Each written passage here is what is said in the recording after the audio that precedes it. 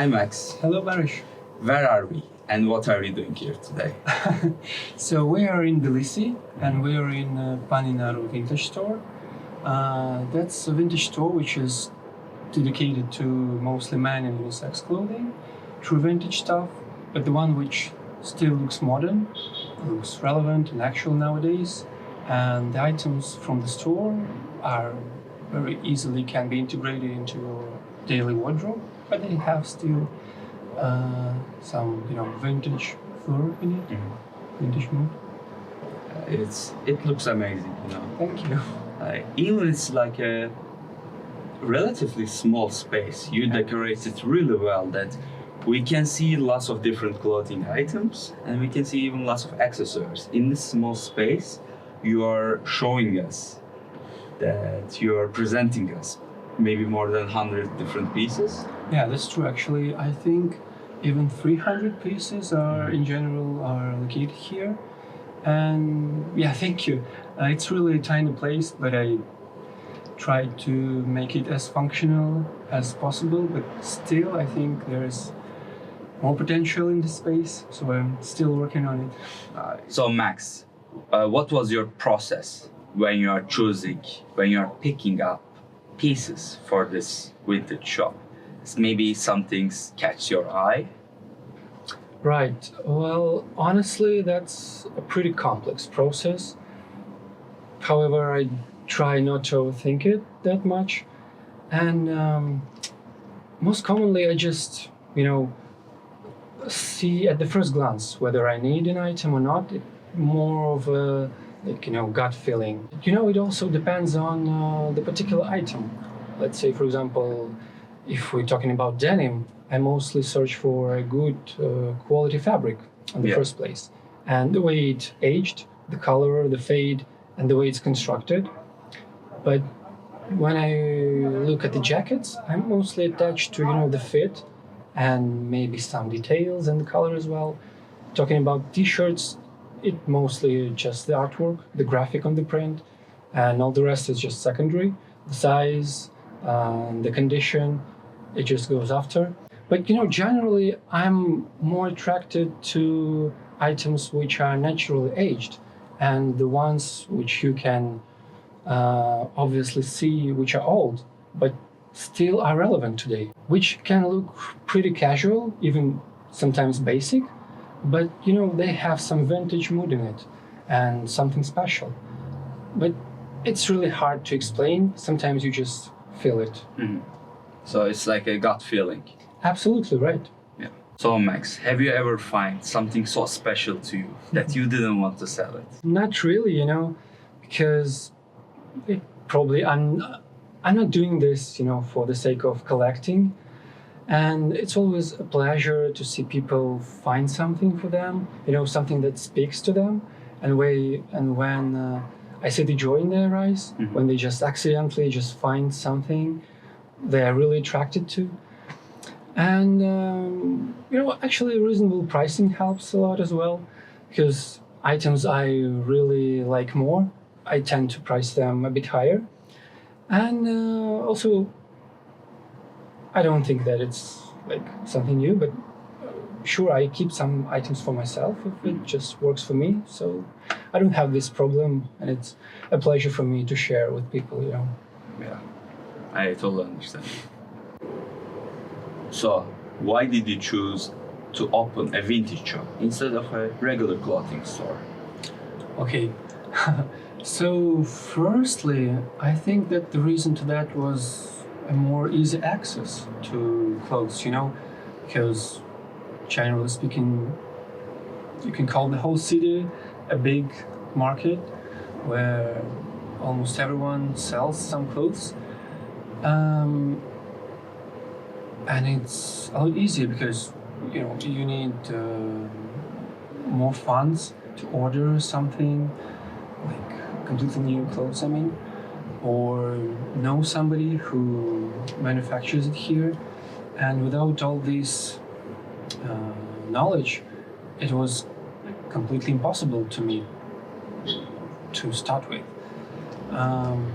So it was just, a more easy way. And however, when I had this thought that I should open a vintage store, I also had this vision vision for the future, that I don't only want to keep on going with this vintage stuff. I also want to represent some modern brands which are not represented in Tbilisi, in this country, or in this area in general. So I'm planning this alongside with vintage clothing, my own brand, which implies this reconstructing and reimagining stuff, and some brand new stuff as well. You're saying that you want to represent some of the brands that is not represented in Tbilisi or in Georgia. Maybe you can show us a couple pieces like this and tell the story. Well, actually now I only have the Uniqlo brand here, which I just order directly from European market, because to my mind, still it's a mass market production, but the quality of the items is really high compared to the same from Zara, H&M. But sometimes I do have some items which are not vintage and which are not mass market, but still good. Yeah, like for example, I have this summer shirt in the kind of Hawaiian style, short sleeve shirt with a colorful print on it. And it's a British brand which is called You Must Create. Probably you know it more for YMC, which they call themselves now.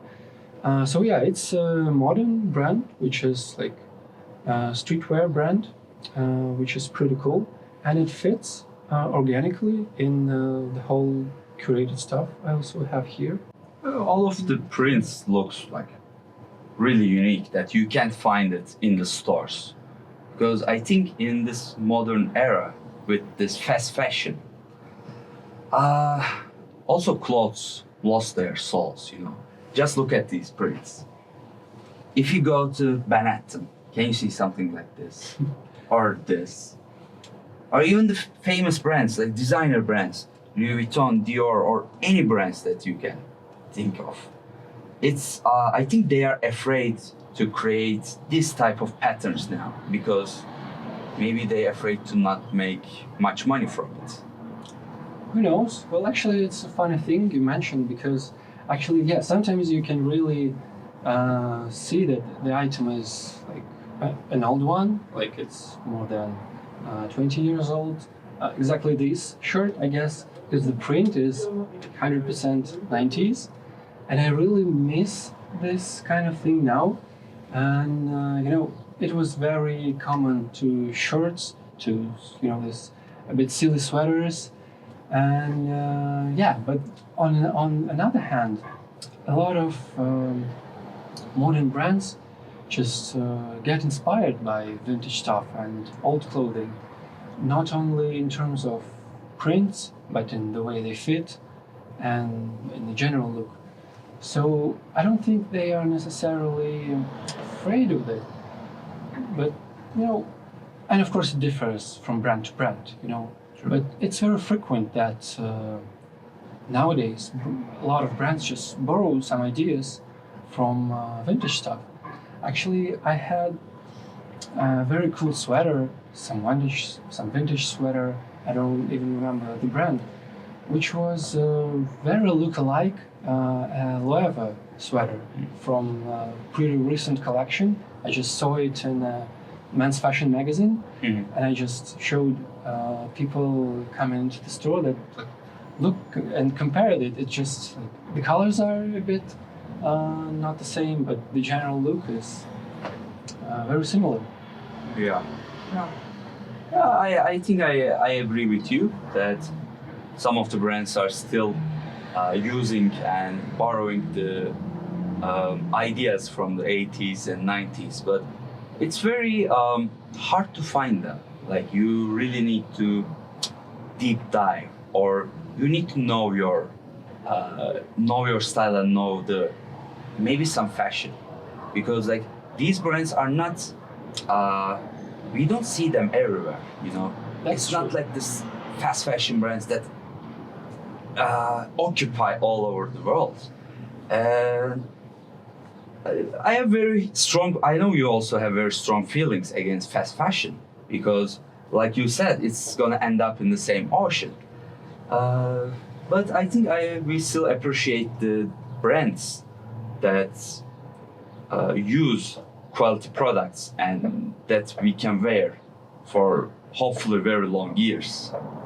Yeah, that's true. Actually, the reason to that, and yeah, as you mentioned, there are still brands, but they are mostly niche and small brands which continue to use good quality fabrics and be ethic to environment, and they really borrow like good constructed clothing. And in mass market production, even the brands with history, like which were operating for 50 years or even 100 of years, even they just move on and they change the way the same models were constructed back in the days. Because I mean, take Levi's, Carhartt, they just don't make the same quality now. Yeah, unfortunately. And you can just feel it by touching the item and by putting it on. You just see that if you know the original, and if you used to go into vintage stores, and if you have seen an item which is pretty old, you can see the difference because it just fits you differently. It doesn't sit that well because of, as I said, the fabric is manufactured in another way, and it's just constructed differently. So I already know this piece, but I want to ask you the story of it. And let me show you. So, Oh yeah.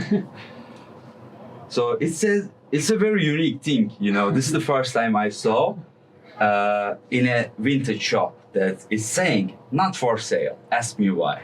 Oh yeah, it's made intentionally, and it's actually a great conversation starter for people who come just from the street and are not familiar with the brand and what I do on Instagram.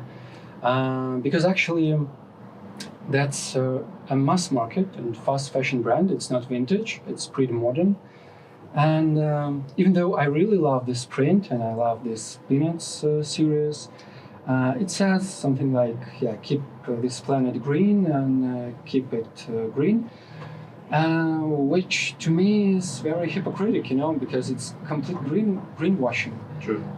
Because you just can feel it from the touch, because the quality of this t-shirt is pretty poor, and I guess after several washes it will end its life in the same ocean they are telling us to keep clean. So, that's kind of strange. And the reason it's not for sale, because in this store I keep the curation to the more traditional, to the original meaning of the word vintage. So I keep the selection of items which are older than 20 years old. So you can find mostly pieces from early 2000s, 90s, 80s, sometimes even 70s, or I have even a couple of from the 60s. And when you just compare these items, you see the difference. You don't need any explanation, actually. Yeah. It's the quality of the fabric, of the print, the design, which were just different. So maybe this, like, we can see it's a Walt Disney World, and Disney is a brand that they have collaborate with lots of different brands, and they create a ton of products in every area. Well, yeah, I guess. Well, actually, that's a good item to compare them, because it's a collaboration between Disney and Champion.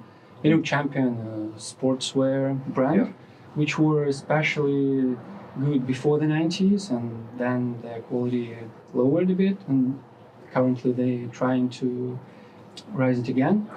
And comparing to that t-shirt, this one just have a way more thicker fabric, so it weighs a bit more. V-necks are not popular among the broad audience, but as you can see, this one in particular is made really to last because it's, enforced. It's a really wide one, so when you wear, it will not just become loose. It will keep its shape, and it's constructed a bit differently because you see here's a part on the shoulders and here's the main front part, which also I think adds to this functionality. And even the print, I mean, this was really made in the year of 91st.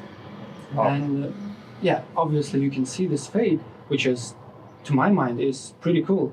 But it didn't frayed and didn't came over. It just faded a bit because of several dozens of washes, and because of the sun. But generally speaking, it's really a nice fit, some really nice oversized fit. Yeah. It looks like it would go 30 more years, and it's still. It depends on your lifestyle, Yeah. you can crash it in like a month. But why would you? Yeah, true. It's a really unique piece. Yeah, that's true. Thank you very much for sharing this You're always welcome. awesome piece. So I saw this piece last night on Instagram, and I was really waiting to ask you, what is the story of this? Well, actually, that's an item which was issued in 50s to 60s, and that's a Swedish Army motorcycle jacket, which is known by that name. And it was actually worn by dispatchers and police officers, to go around the Scandinavia, across the Sweden. And it's a really functional item. You can see it from the way it's constructed. It's very roomy, but it's a bit cropped for you to more comfortably sit on the motorcycle, in this position. It also has only one front pocket, very large, for all the stuff you need for an easy access to it. And it's very sturdy fabric, so everything in this item speaks about the practicality and the purpose of using it. I think I want to try, Yeah, sure, go if on. it's possible. Yeah, absolutely, go on. You need to try it on. I think it's your size.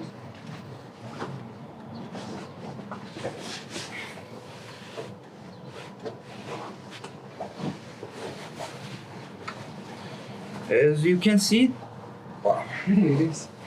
the quality is so good that would last a war. That's most probably, I can agree. And looks heavy, but it's very lightweight also. This is weird, It's pretty heavy, It also has a liner, a fur liner for the winter time. Yeah, as I can see. Yeah, I mean, I just detached it for now. Oh, It something also- else? Yeah. Wow. But I think I can wear this in many times, because I really love this piece. Yeah, and it's a very rare piece actually because it was issued only during like a 10-year span. And obviously not a lot of these items were produced, manufactured, and even fewer items survive to our days. So it's really a unique piece of history. Yeah. So Max, can you tell me a bit about your life before moving to Georgia, and what made you decide to leave Russia and come here? Yeah, sure. Right. I'm from St. Petersburg, and however, I spent most of my life living in Moscow, and for the period like after I graduated university, I've been mostly busy in the field of in the creative field. I took several jobs which were a bit different from one another, but somehow they were still connected to the culture sphere, contemporary art, entertainment, and so on. So I worked as a multimedia specialist in one of the leading Moscow contemporary art museums. I also freelanced as a creator slash copywriter for several of production studios. And well, due to the pandemics, I had to come back to the arts world. Yeah, I also freelanced as a copywriter slash creator in several of production studios, making concepts for new contemporary art museums, new spaces for events and promo campaigns. But due to the pandemics, I had to switch back to the museum art world, and I started work as a technical production manager in one of the best contemporary art museums. And shortly after that, in 2022, Russia invaded Ukraine, and repressions began, and all these arrests and fines for protesters.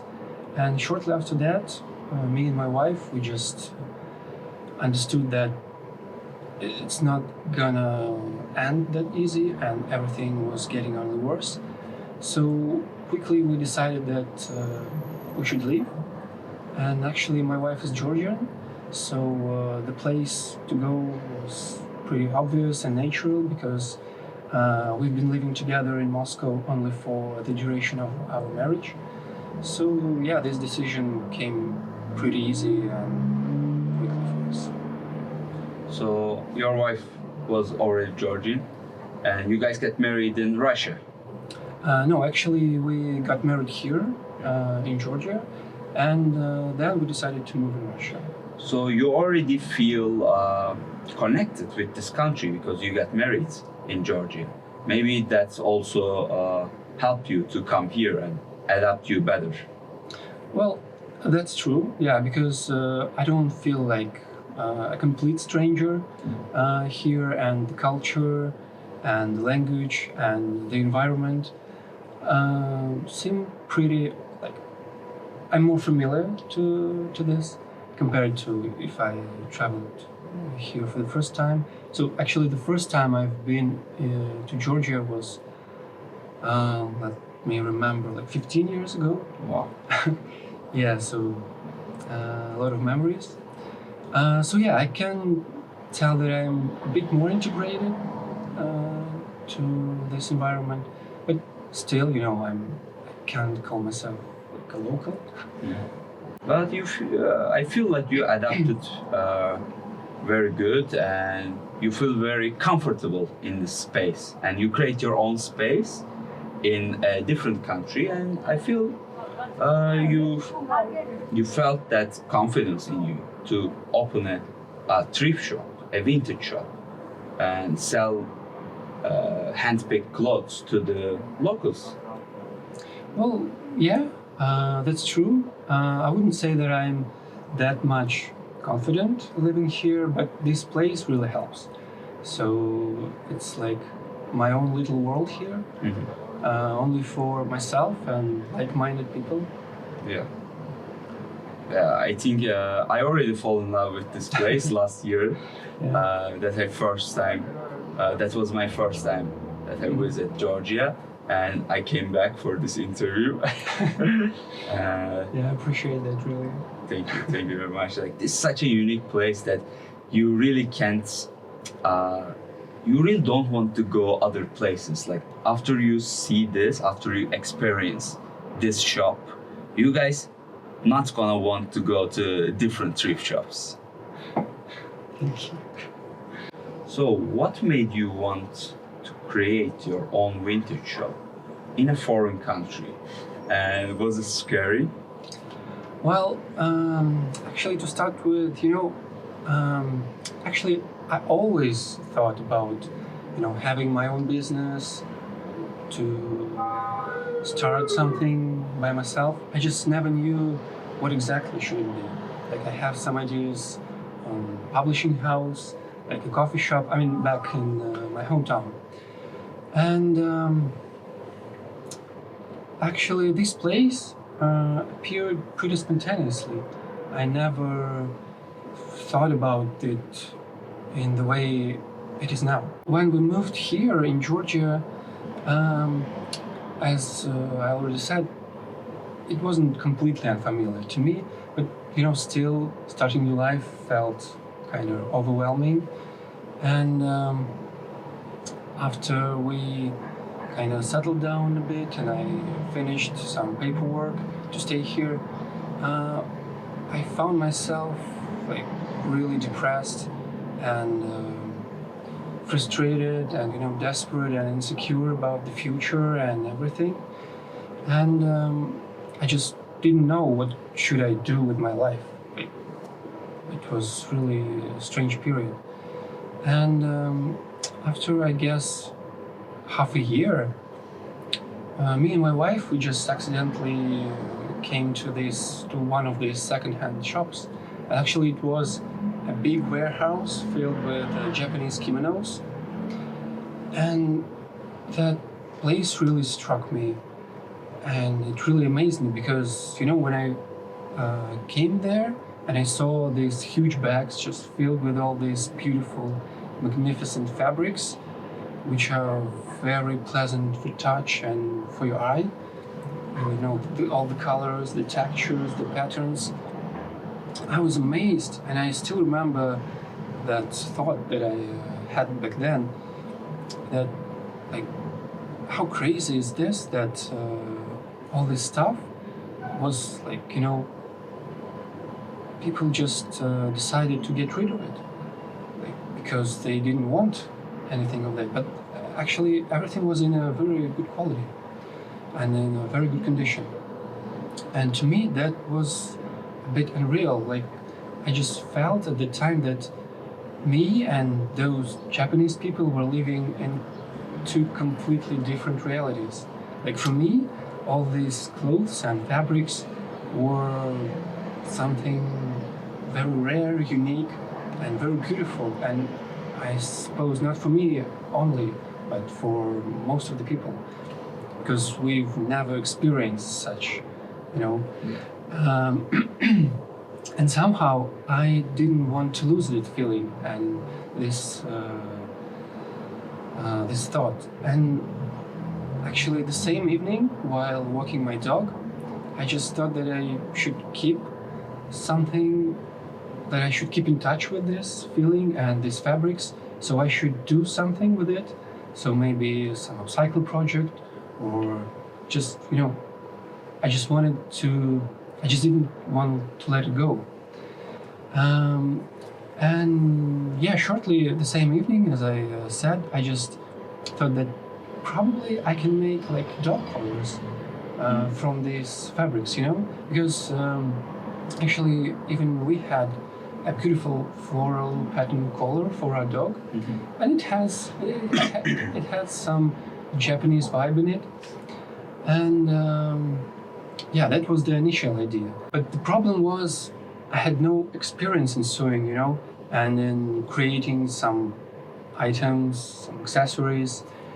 And actually, I started to think more and more, and I decided that why should I stop only in these dog collars? I can make more accessories, like some functional bags, even rework jackets, in not fully constructed from kimonos, but with some Japanese mood and some functionality, so that I can look for maybe a bit damaged jackets and to reinvent them, reconstruct and repair. And then I thought that I shouldn't stop only with this idea of dog collars. I probably should also make some cool accessories like bags, or I don't know, even rework some beautiful jackets. If I can search for something damaged or a bit spoiled, I can reimagine it, reconstruct, and add to it some Japanese functionality and mood. So yeah, then I just bought a sewing machine, and started by learning online from YouTube tutorials, but faced another problem that I lacked some space, because you need really not a huge space, but at least something apart from your room at home to keep the fabrics and to arrange your work zone. And then I started to look for some space for my workshop. And that's how I found this place actually. And I was really lucky because back then a small jewelry store was located here on the first floor, and they decided to rent out the second floor because they just didn't need that, and which sounded perfect to me because I could have my own private zone where nobody bothers me. So I spent a few months to arrange the place and to study and to experiment and keep on searching for good fabrics and some clothing. But then, after a couple of months, I just thought that the whole idea of searching and looking for vintage clothing and the fact that I really could manage to find something really great was itself really precious. So that maybe it's not a bad idea to start the vintage store, and while learning and creating and experimenting, somehow I get so involved in running the store and so occupied mainly by searching and this presenting my clothes, so that my project is still kind of on hold now, and I'm more busy with running the store. But I believe if you really want to, you'll go back to your passion. Yeah, absolutely. And sometimes, like still, when I have some spare time, I keep on doing this. So I make small repairs, and so I never forgot about this. Yeah, we never forget about our dreams, but sometimes life hits, and for many reasons, we need to put them in a hold. But in one day, I really believe that when it's the right time, we just bring it back and start working on it. Yeah, sure, I agree. Maybe this is much better than pushing yourself into the Absolutely. dream and losing your passion. Just give it some time, and eventually it will come to you if it's really meant to you, I believe. I agree. Just take some time. Yeah. So what does style mean to you? Is it expression, identity, or a rebellion? I think it's all of this actually. And maybe to sum it up, like generally, the way you look, even your haircut, the clothes you wear, some accessories, it's all a message. The message that you are, sharing with other people. It can be complex, it can be simple, it can be no message at all actually, and it's absolutely fine as well. And other people can either get this message, like read and understand it, or may ignore it, and that's fine as well. And it happens all the time. But I think there's a beauty in this process, because it's kind of a way of communicating without words needed, just by looking and by feeling, by understanding something. So do you remember the first piece of clothing that you feel like yourself? Oh, I do really, actually. And I think must be my dad's old jeans and the black t-shirt. Very simple, yet really important to me. And I probably think of early 2000s, I guess. The time when I used to go to high school. And you know what? We used to wear a uniform to school. Nothing fancy, mostly just, a suit, a shirt, pants, some classic shoes, and a necktie.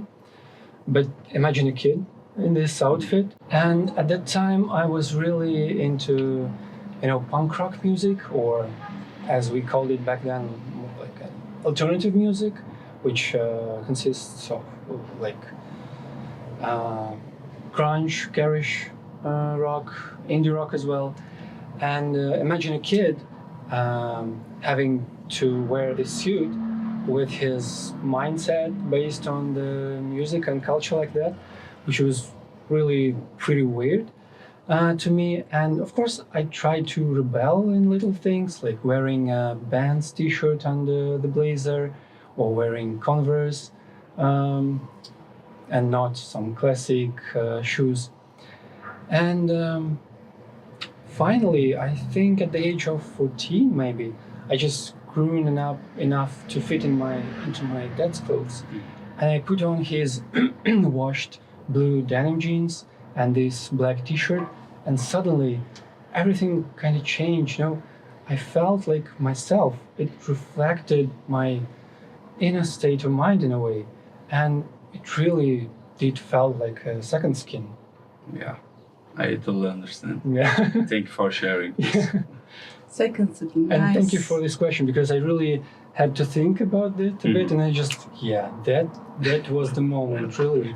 Do you think style can tell a story like a photography or a film does? Oh yeah, sure, and I think it does exactly this.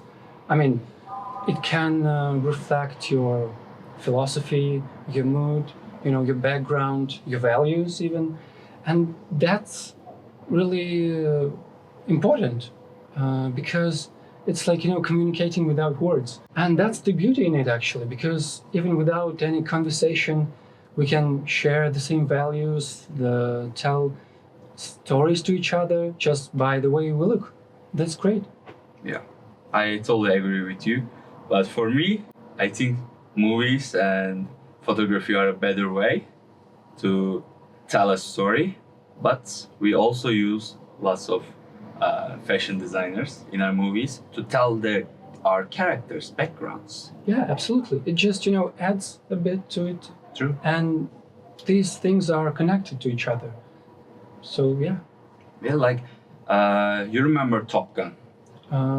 Not really, but yeah. With Tom Cruise. After Yeah, sure. it got released, all of those bumper jackets got famous. And when we look at the film history, that lots of famous clothing, famous pieces that got well known and got spread all around the world after those famous movies. So I think Absolutely. they are collaborating each other to tell a story in a way that helps and evolves both of them. Yeah, absolutely. And by wearing some outfits and some styles you have seen in the movies, you also get, like, you know, this, again, message to other people that, you know, I have this background, I know where it came from. And by wearing the same outfits from your favorite movies, you just, you know, somehow stay connected to this, and it's extension of yourself, of your story, your philosophy again, and yeah. Yeah, it's like you almost feel like that character that you watched, Yeah, and that's why actually that's people, a really great observation. most of people like movies because they feel like those characters. They feel same. They experience the same struggles. They experience sometimes same stories too. They find themselves in the movies and in those characters. And if style is helping, which is definitely helping to people, to us, to feel like it, to feel more connected to the stories, I think it's something very amazing. Yeah, you really got the point. So Max, you're a new father, That's right. and I know Stella is now 1.5 years old. Yes. And she's still small, but one day when she will grow up, she might gonna ask, "What is your job?" How would you describe it? Well, you know, obviously she's too small now to come up with such a question, but she has such a brilliant and curious mind that when it's time for her to ask such a question, I hope she wouldn't get, you know, confused with my answer, and I'd like to inspire her with it. So what I really do here and what I'm trying to do is I create such an environment for people to look and feel themselves better. And the fact that I work with clothing is just a medium, like paint for an artist, notes for a musician or a movie for a director. And clothes are just my way to help people express themselves, or even to find something about themselves. So can we say you are creating a safe space Absolutely. for That's how I feel. people, right? Yeah. And And it implies not only, dressing them up, it also the atmosphere I try to bring in this store. Every small detail, the music, the mood, the vibe, the way I show it on Instagram, and the way I greet people and talk to them, and the way we communicate, it all adds up in all this, big thing, which I'm looking forward. I totally understand you, because when I first got in this store, I was like, I can't take my eyes from this little decorations, and there's like a Mickey lamp there, and there's like books, and like all of these little decorations make me feel like I'm in a safe space, and it's like so unique to seeing the pieces that I like. It makes me feel comfortable to dress up here, and it's unfortunately very hard and very brilliant thing what you do in such a small space. This is better than big stores with fixed lighting, This place has a soul. So for me, when I go to a shop, regular clothing store, I don't feel that vibe, It's hard to describe, but when I come here, I feel like I get connected with my past and my inner child, because I love Mickey and I love Disney too. Like I grow up with these, and when I see this, I feel so much connected with my past that I feel so comfortable here. And you are such a genius to able to create this environment to me, and I'm sure for the other customers too. Thanks a lot. I really appreciate that. Thank you, Max, for this interview. So guys, if you ever come to Tbilisi, you definitely need to visit Paninara store. I'm also gonna add the website to the bottom that you can check the clothes online. Just come here and breathe in this environment. You're gonna feel so much connected, and you're gonna feel so much safe that you want to buy all of the clothes like me. And also, maybe you're not gonna able to find that Swedish army jacket, because I'm planning to buy it. So Barish, I just really want to give you this beautiful cowboy style bandana, beautifully faded red color with this cowboy aesthetics, a guitar, boots, and a cowboy on a horse. I think it will really suit you. Let me just help you. No, we won't overcomplicate this.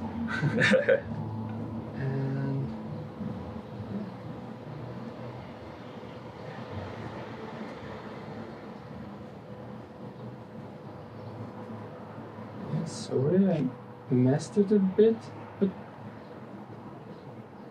you'll fix it for yourself. Yeah. Okay. Thank you very much. Like, I'm really happy for this gift. Thank you as well. It's perfect. Thank you.